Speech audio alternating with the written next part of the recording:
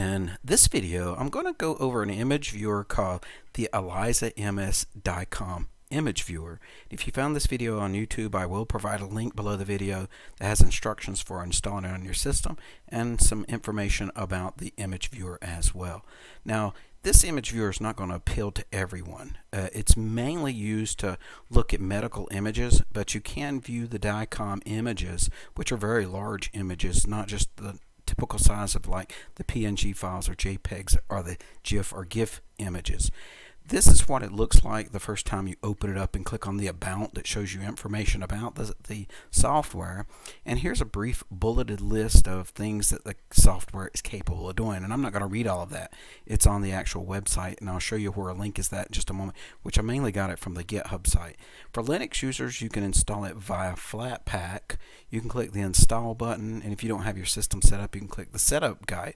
Now that is for Linux users. If you would choose to install it from the website, you can click this link, and this takes you to the company's website, and it's directly links you to the download section. You can scroll down and get it for Linux, or you can go to their GitHub webpage. You can download it for the Mac operating system and the Windows. Now from their website, if you go to the introduction, it gives you a list of those bulleted items that I cut and paste and put on my website, but it gives you additional images that I don't have on my website.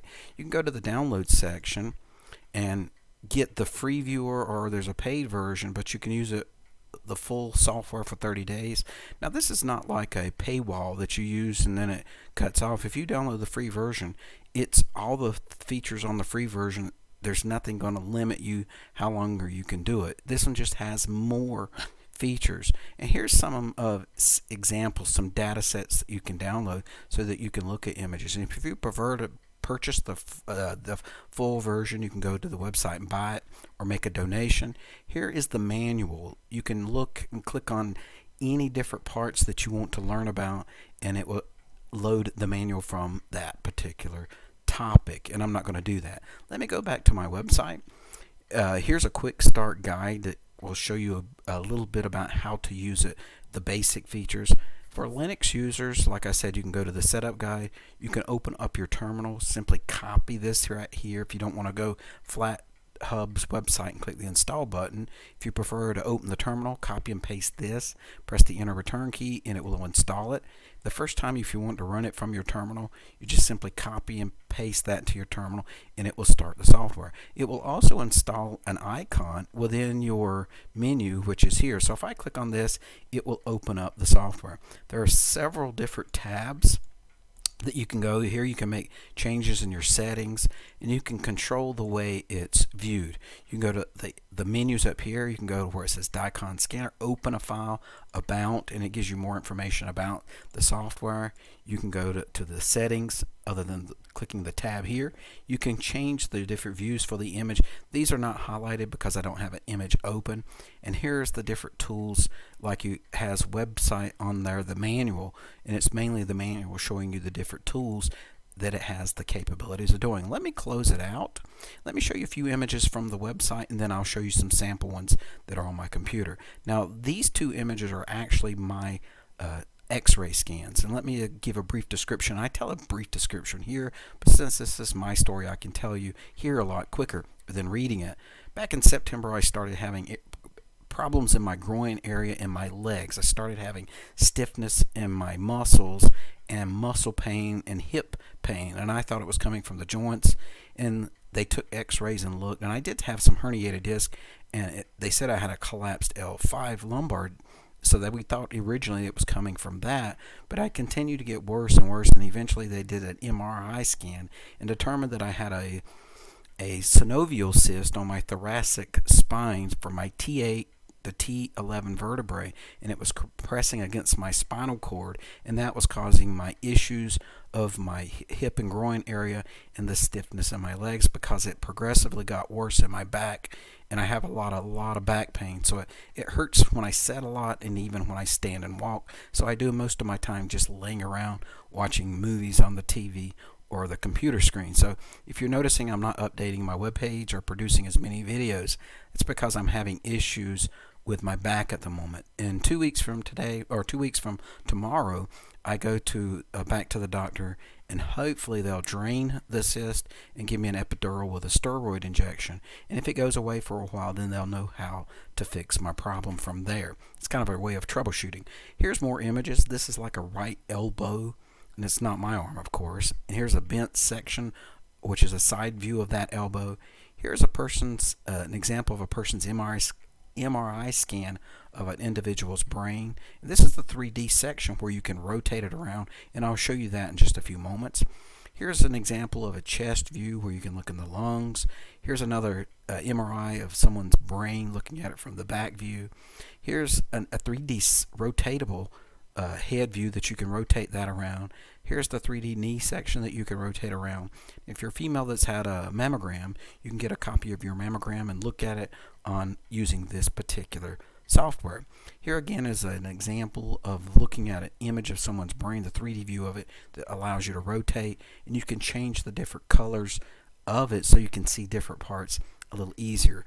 And if you've like the software and don't understand how to use it, they do have a YouTube channel that teaches you how to use the software. So let me go and show you some samples. I have 4 samples here that I think that will illustrate how to use it. I have a lot of different samples that I downloaded from their websites and other websites where I search by using Google. Now let me click on the first one, and it has it associated. Here you saw this image on my website that allows you to see the lungs, and you can actually see the spine. It's a little curved here, but this is not me, of course. The thing I like about it is you can go and choose different settings that allows different parts of your scan to be highlighted. So you can go down through the different imagings, like the hot iron. I like this one, and I like the ones closer to the bottom, the PET scan, along with the PET scan 20 steps. But going back to the black and white, that's what you're normally used to looking at when you're looking at an x-ray view. Now, just like normal images, when you take it with a digital camera or a cell phone, has metadata. Usually a hospital scan will have metadata, like mine had my information here along with some additional information that I kind of blurred out. That's the reason why I'm not showing my images. I don't really care to blur it out with the video software, but it will show you the resolution size. And this is a thorax digital view. This is just a sample. So let me go ahead and close this out. And here's the knee study, and it takes a little longer. The reason I say that is because it has a 3D section of the knee that you can rotate around, and you can look at this. It looks like individual like the slices where they cut it apart, where you can look inside the knee, and you can change the view. You can come here and look at the 3 images which they have. You can change the image views down here as well. You can go back to the single view, but the part I like is you can rotate this around and look at it from the bottom. You can rotate it and look at it from the top. And if you prefer, you can go to like the hot imaging, and you can look at it from different angles with different colors. And let me go to the views of the head, the brain. And it takes a little longer because there's more imaging to process here. Here's the top section of someone that had a problem in their brain, and they had a section removed. So if I go here and change the color like to hot, you can rotate it around. You can see the individual's eyeballs, and you can see where they had a problem that they had to have removed from their head. So you can rotate this around. Again, you can click and see that there's multiple images that you can look at. Let me go to my last one, the brain view. This is the whole section of the head, the whole head. You can see his nose, his mouth. It's not just cut off right above the bridge of the nose. Here you can see his eyes, and here you can see it looks like there's not a cut section. Even though it says removed, I think this is an initial scan that they scanned where they realized that he had a problem within his brain here that they had to remove. So if you go back to these different colors like the hot iron, you can rotate the head around and look at it from multiple views. So if you have an MRI, a CT scan, an X-ray, and you request them to be put on disk, you can bring them home and use this Aliza MS software to view those medical images. And you'll actually see the metadata that the hospital put on there that allows you to view more information about the scan that was read and the information that they put onto that particular scan. So like I said at the beginning of this video, software is not going to appeal to everyone. But if you do have some DICOM images and your normal images will not allow you to view them, you might want to download this to look at them. Or if you have any medical images or would like to download medical images from the web or from different websites and view them, this software will allow you to view it. So if you're a medical student or thinking about becoming a medical student to get into the medical field, this might be an excellent viewer, so that when you're in medical classes and have to look at certain images, you can install this on any platform, whether it's Mac, Windows, or Linux system, to look at those medical files. So hopefully this video has benefited someone, and have a great day.